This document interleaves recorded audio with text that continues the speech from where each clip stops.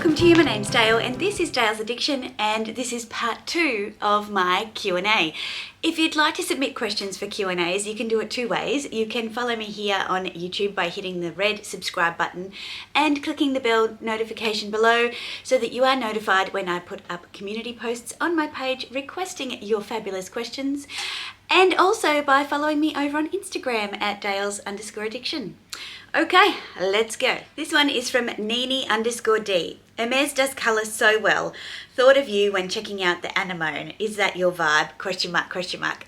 Yeah. When I was in Melbourne recently, I saw some beautiful accessories in Animon. I saw a Kelly belt with palladium hardware. I saw a little bit of Animon on a Rodeo or a Pegasus, and I immediately took photos, texted my essay in Brisbane and said, hello, is there any chance that Animon is coming out in anything else? They received a bustier coin purse. I don't really care for those.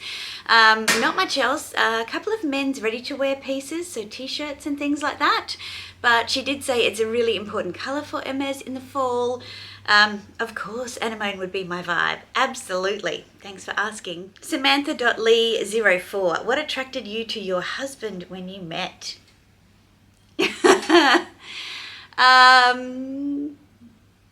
I was not attracted to him when we first met.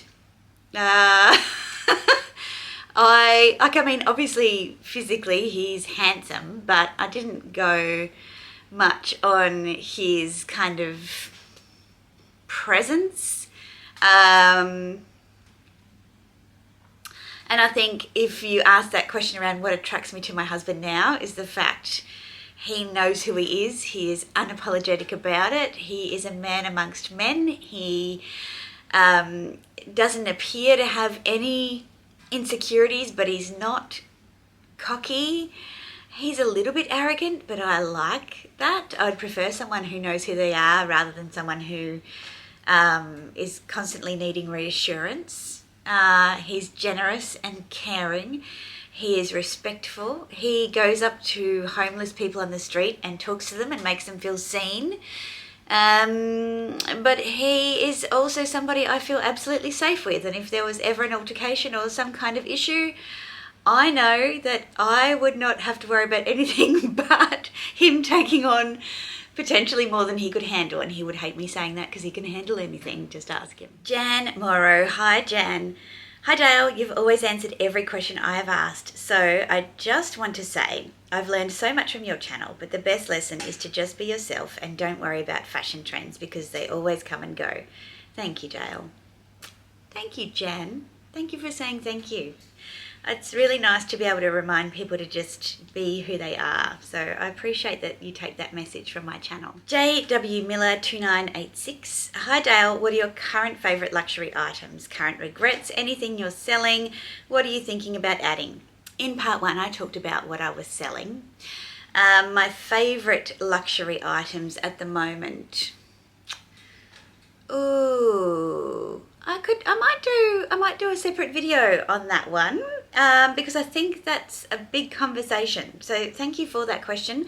I will make your video. At Lee73 Lee, I know you love LV and Fendi exotics. Are there exotic pieces from Bulgari that have caught your eye?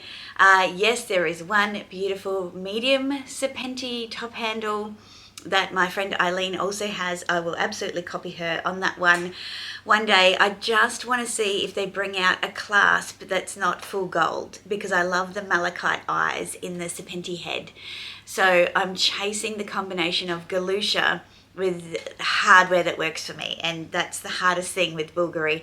I'll often like the hardware but not the bag and vice versa. So yeah, I'm just waiting for the perfect combo to come along. Holly Lynn 32. How do you decide when it's time to part ways with a bag? Have you ever owned a Fendi Peekaboo in the medium or large sizes, and what are your thoughts?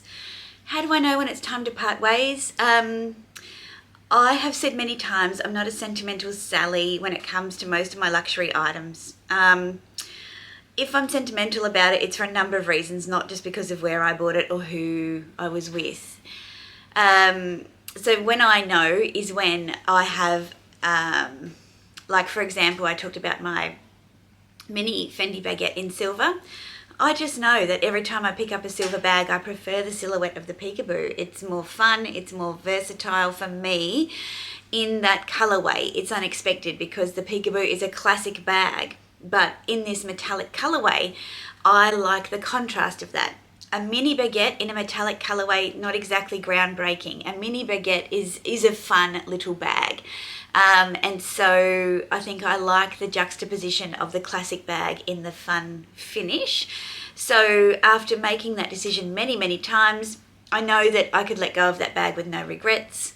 Same as I talked about the side trunk from Louis Vuitton. Every time I pick it up to style it, I put it back on the shelf. And I have bags that I don't wear very often, but I am absolutely sure when I do select them that they are right, and I don't go and put them back. So I think for me, it's a lack of connection, a lack of like wanting to make it work and just going, okay, I'm done, let's move on. In terms of the Fendi Peekaboo, I have actually ordered a made to order, which I should be able to pick up from Paris. And that is in the large size, and I've never seen it other than in the recent Peekaboo Soft edition. Mine will be in Selleria leather, or Selleria style, sorry, Romano Cuccio leather. And I'm so excited. Like, I just don't think I can grasp how big it is from the sketches. But seeing the Peekaboo Softs, absolutely love the bigger bags. I've always wanted a bigger bag, but not in a neutral colour. I've said to Fendi, whenever there are medium or large coming and they're in colours that aren't neutrals, please let me know. I'm so keen. And maybe there's hope. Maybe there's hope for that. In fact, word on the street is there's going to be an amazing drop at Fendi in November. Stay tuned. Life and Luxe Delights. Hi to Naz. As our fashion sense and style evolves throughout our lifetime, what major changes in your style were significant to you? Did any of those changes surprise you? I think over the past few years, the main changes for me was actually understanding my colours. Once I understood my colours and the silhouettes that would balance out my proportions. I'm an hourglass shape. I've always been curvy, but I've always tried to emulate people whose bodies were different to mine, and it just doesn't work. And since I've leaned into understanding what my shape is and who I am and stopped trying to be like everyone else, I've actually really found myself. I struggle with that side of YouTube that's all about trends and fitting in the luxury space, because I think it damages so many young women and men too, where you're trying to fit into something that just does not work for you, whether it be colours that don't bring about the best of your features, whether it's shapes and silhouettes that don't work for your body. It doesn't matter if you're big or small. It matters where your proportions are. You could be like really wide-shouldered and slim and be an inverted triangle and wearing things that just make you look boxy and less feminine. You could have really, tiny little waist and curvy hips and chest and be covering up the best part of you because you don't want to show your cleavage or something. There are ways to work around accentuating the pieces that you feel confident in and, camouflaging the bits that you don't without fundamentally changing who you are. I think learning to accept who you are has been the biggest change that I've made, and not trying to be like everyone else or who I think I should be. So, yeah.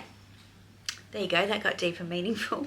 What are your other passions in life? This one is from Totes Jean. Jean has a great YouTube channel I will link below. My other passions in life, I have an absolute love of learning.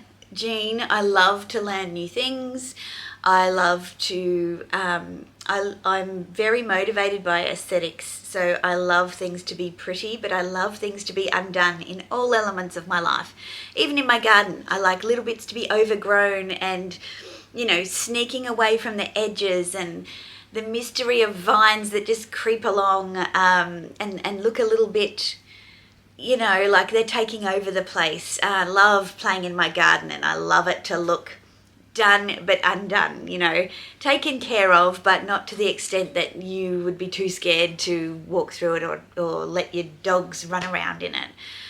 I adore food, and I adore eating fabulous new foods with people that I love. Food for me, it's not just about eating it. It's about figuring out how they cooked it. It's about taking inspiration from those meals into my everyday at home. It's about the whole experience. And I really enjoy wine.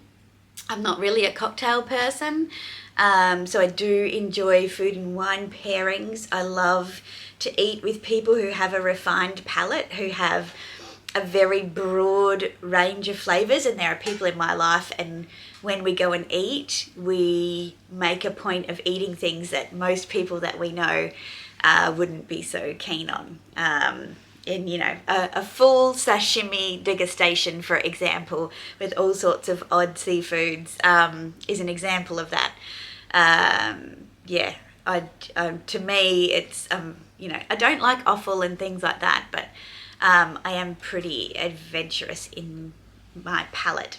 So they are my other passions. At Tyler Devoe, who is your favourite actress? Oh, my favourite actress. I don't know who my favourite actress is. I mean, it's probably the characters I like more than the actresses. I don't know, like Kate Winslet is just an amazing woman.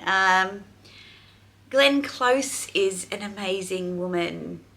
Kate Blanchett. Off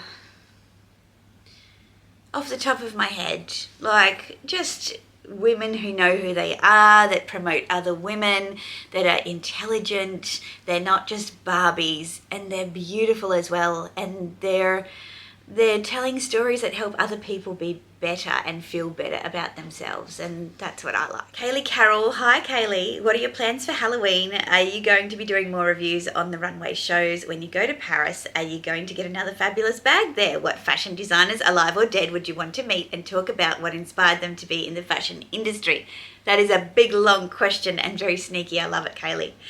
Plans for Halloween? Zero. I don't. Where I live, it's a big street for Halloween. It's a big deal. There's a park at the end of the street. Local businesses put on, you know, kind of like sideshows and food trucks for kids, and then they all come up our street, and it's great. People watching, that's for sure. A couple of years back, myself and my stepdaughter, we got all made up. She was doing a makeup qualification at the time, and she was doing her prosthetics section, and she did my makeup and hers. I'll put in a picture of us here, and we decorated the garden as a zombie graveyard and had heaps of people come, and it was really fun. I just find at this time of year, like, I'm all out of energy to give to it. I'd prefer to just watch. One year I dressed up as, actually I'll put a picture of that in, Cruella. And that was fun too. But yeah, not doing much. Will I do more reviews on runway shows? If I'm inspired, yes. When I go to Paris, am I going to get another fabulous bag? That is absolutely the plan, and let me know if you'd like me to do a video on what I'm looking at in Paris. What fashion designers, alive or dead, would you like to meet and talk about what inspired them to be in the industry? Oh, Vivienne Westwood, Christian Dior, Coco Chanel. I would love to talk to John Galliano about his rise and fall and rise again. Helen McLean. Are you also a stationery lover? Do you have an appreciation for quality leather planners, paper and pens? No, I'm not. I am an electric girl. I have several calendars in my phone. I have an electronic notebook, the Remarkable. I like a laptop, my Remarkable, and a phone. That's me. I have terrible handwriting. I don't have, even though I use the Remarkable for handwriting, it's more my way of learning. I can soak up information if I write it down, but I basically never refer to it again. Yeah, I don't if there's any stationery type items that I appreciate, it's wrapping paper. I like gift wrapping. I love it, but yeah, I don't care for stationery. It's only war paint. How you doing? Is your little green friend going to Paris with you? With a green glove emoji. Is this trip more about seeing the sights than shopping? And how will Mr. A cope without you? I have thought about taking my little green friend. If I can find him, maybe. If you know, you know. If you don't, consider subscribing so you can find out. This trip is definitely about sightseeing. It's about sightseeing and food and culture. Obviously there'll be shopping. It's me, and Eileen and Geraldine will be there for a little bit too. And yeah, it's all the things I love. I am really trying hard not to make plans. I'm trying really hard. I'm saving a whole bunch of things in folders in my Instagram, and I'm plotting them on my Google Maps so that when I'm in an area, I can easily refer to what I was interested in seeing in that place. But I'm really trying hard not to make a lot of reservations and plans, just to, you know, be able to fully embrace what's happening. How will Mr. A cope without me? Oh, look, he will miss me and I will miss him. He will cope just fine. He will be fine. But yeah, we will miss each other. We're pretty good at, you know, not being heavily dependent on each other because we've both travelled for work so much. But yeah, 10 full days without him will be hard. I will miss him for sure. But I will talk to him every day, multiple times a day probably. Smurfy2206, would you ever leave Brisbane and relocate elsewhere in Australia or the world? I love Brisbane, and we are, you know, currently embarking on trying to find our dream home, and that will be here. Well, not here, in Brisbane. So at this stage, I would say no. It's just a great, livable city, beautiful climate. You'll all get to see a lot more of it when the Olympics comes in 2032. Jean Moore. Hi, Jean. Hi, gorgeous. What do you want Santa to leave you? In peace. Was that a grinchy answer, Jean? Yeah. Christmas and birthday is funny for me. I used to think really highly of them, and as I've gotten older, I feel like every day could be Christmas or my birthday, and then when it comes to my birthday or Christmas, I really don't care. Good food and company. That would be great. Lisa in the Sky, MU. If you're happy to share, what industry do you work in? What job do you do to be able to afford luxury? My job as a nurse just isn't in the income bracket to be able to afford a good collection. So often I wonder what people do to be able to afford it.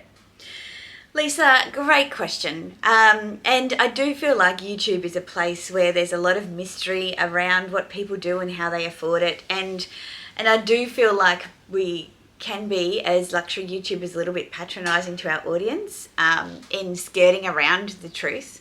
So I'll just give you the high level.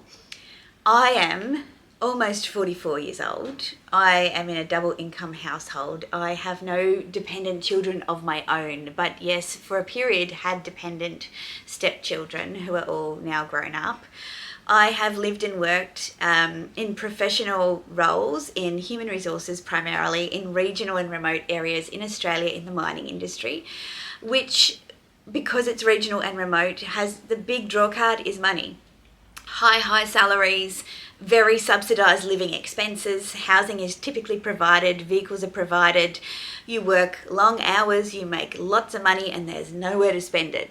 You know, until internet shopping really kind of took off in, say, 2008-ish and beyond, like around Facebook time and what have you, you only could shop, you could only really spend your money when you went on holidays, and you get limited holidays a year, and most of mine was spent going back home to see family and friends, and so that was a big head start for me. And then I've continued that on through most of my working life. That's been my network, that's been my industry of choice and my access, that is where when I worked for myself, most of my clients came from.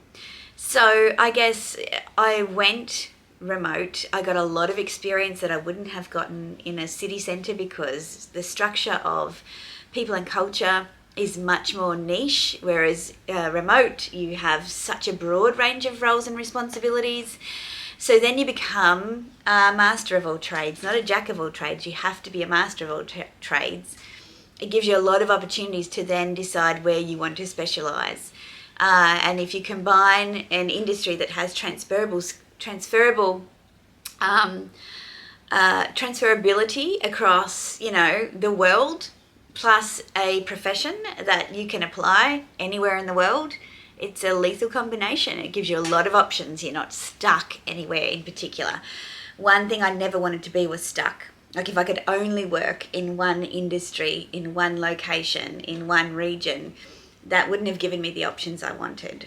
So I think my story and my choices are not for everybody. In fact, they're for very few people. And that's how I can do it. I hope that answered the question. And the final question. Okay, here we go. Laconda Salatina. Last week I found a Fendi first whilst thrifting and has sold already. What service would you recognise to authenticate it same day? Blessings, Latina. I would recommend Legit Grails, and their details are in the description box below. You can get, hopefully my discount code still works, but if not, great service. 30 minutes is the fastest service, and there are a number of options and price points that might suit you, so definitely check them out. Well, that's the whole Q&A. Thank you so much for your interest, for your questions. I hope you've enjoyed this little fireside chat part 2. I look forward to seeing you in my next videos. So if you want to be there, make sure that you hit the subscribe button. Follow me over on Instagram as well. I'd love to see you there. And until the next one, ciao.